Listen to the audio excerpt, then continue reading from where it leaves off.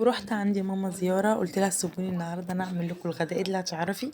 قلت لها هنشوف، ما تنسوش لو عجبكم الفيديو تعملوا لايك واشتراك في القناة وتفعلوا زر الجرس. يلا بينا. هنا نزلت انا واختي الصبح بقى عشان نجيب حاجات من السوق زي ما انتوا شايفين. قلت بقى اصور لكم اليوم من اوله واوريكم جمال الخضار عندنا والحاجة عندنا عاملة ازاي. هنا يلا ابتدينا يومنا ونزلنا بدري كده زي ما انتوا شايفين الدنيا رايقة خالص.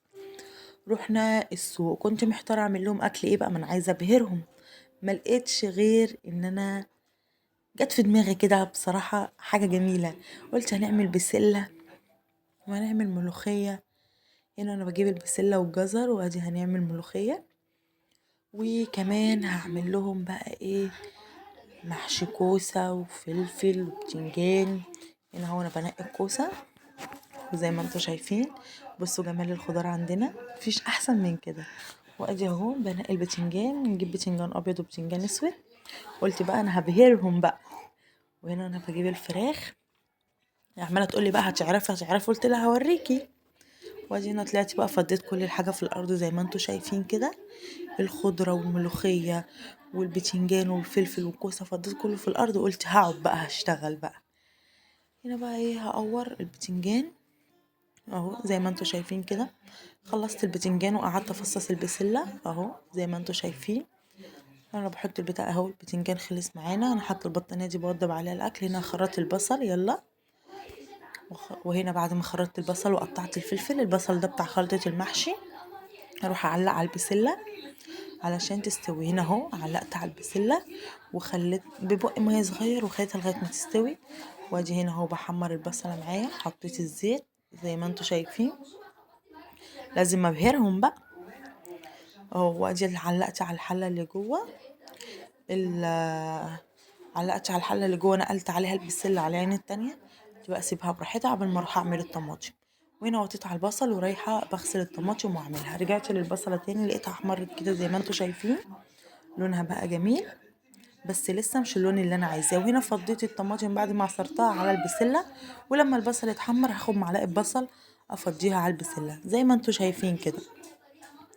لسه برضو ما وصلش للون اللي انا عايزاه اهو كده. دخل قرب يجيب اللون اللي انا عايزاه.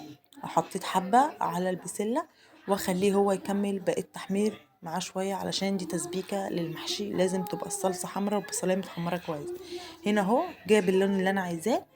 نزلت عليه بالطماطم اهو زي ما انتوا شايفين.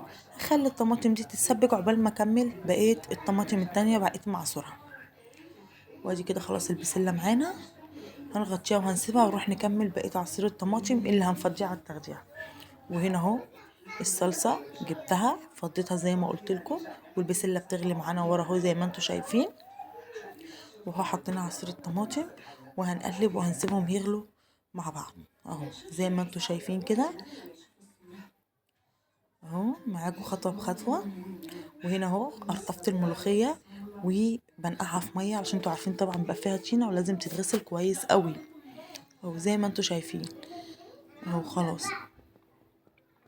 وهنا خليت اختي كم بقية الملوخية تحط مية، وانا قلت انا انضف الفراخ بقى نكسب وقت اهو. الملوخية حطيتها على البوتاجاز يلا.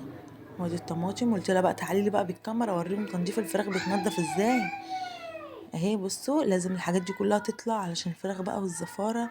ولازم اللي ياكل كده يقول اكلك ايه ده، ايه الجمال ده، مفيش احسن من كده. وادي هنا الصلصة معانا هي دخلت في التسبيك. بصوا يا جماعة الصلصة بتنقص كده يبقى الصلصة داخلة في التسبيك على طول. انا غسلت معانا البتنجان والفلفل وقلت برضو هنقعهم في مية شوية علشان البتنجان بيبقى فيه طين. وهنا كده خلاص معانا البسلة بقت مية مية خلص. هروح اقطع الخضرة اهو زي ما انتوا شايفين.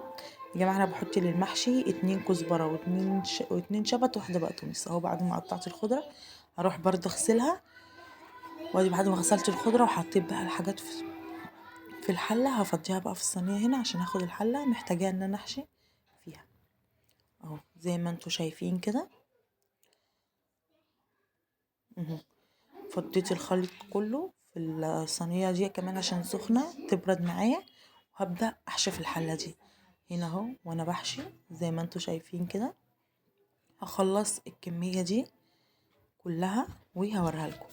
رحت هنا علقت على ميه تغلي للفراخ، وهنا سقطت الفراخ في الميه وهسيبها بقى ايه تغلي مع نفسها. حطيت لميه الفراخ ملح وحبه فلفل اسود وبصلايه، وهنا اهو هروح بقى بعد ما خلصت المحشي هروح اعلق عليه. هنا علقت على المحشي وشربت الشوربه، فضيت عليه شوربه لحمه وسبته يغلي. وهنا الفراخ بتاعتنا دخلت في الغليان ولسه مستوتش، وادي المحشي بتاعنا ابتدى في الغليان. هنديله نص ساعة من أول ما يغلي ب5 دقايق، يعني بعد ما يغلي ب5 دقايق نسيبه نص ساعة. وهنا هو أنا بخرط الملوخية. بصوا شاطرة ازاي خلصت بسرعة، مفيش أسهل من كده. وادي الفراخ بتاعتنا استوت وطلعناها، هننقلها في الصينية وهنبدأ ان احنا بقى ايه مش هنقليها، هندخلها الفرن. هنا انا بعمل الملوخية اهو، حطيت حبة شوربة لحمة وزي ما انتوا شايفين كده معايا، وهنزل بالملوخية في قلب الشوربة. ابتدي ان انا افككها، بس استنى الشوربة تغلي شوية. ادي كده الشوربة غلي، بعد ما غلت حطيت عليها الملوخية وهبدأ بقى ان انا اعمل التومة علشان نكسب وقت وناكل بقى واحنا جوعنا. اهو حطيت التوم اهو زي ما انتوا شايفين كده. عايزاكم بقى تقولوا لي ايه رأيكم في الكومنتات. اهو حطيت التوم، وادي حطيت كزبرة وحطيت سنة الملح، وادي هنقلب اهو زي ما انتوا شايفين. قولوا لي بقى ايه رأيكم، والاكل قيموه لي كام من 10. اهو زي ما انتوا شايفين اهو التومه بتاعتنا بتتحمر، بس لسه ما وصلتش للون برضو اللي انا عايزاه. اهو زي ما انتوا شايفين معايا كده اهي التومه بتاعتنا اتحمرت. يلا هنعمل عملنا الشهقة. وادي هنرجعها تاني على النار، وطبعا بناخد معلقة ملوخية بنحطها في التوم كده زي ما انتوا شايفين. وادي اهو يا جماعة الملوخية بتاعتنا خلصت. المحشي بعد ما غرفناه وجماله، وادي الفراخ بعد ما خرجت من الفرن، والبسلة والملوخية. ما تنسوش لو عجبكم الفيديو تشتركوا في القناة وتفعلوا زر الجرس عشان يوصلكوا كل جديد. باي باي.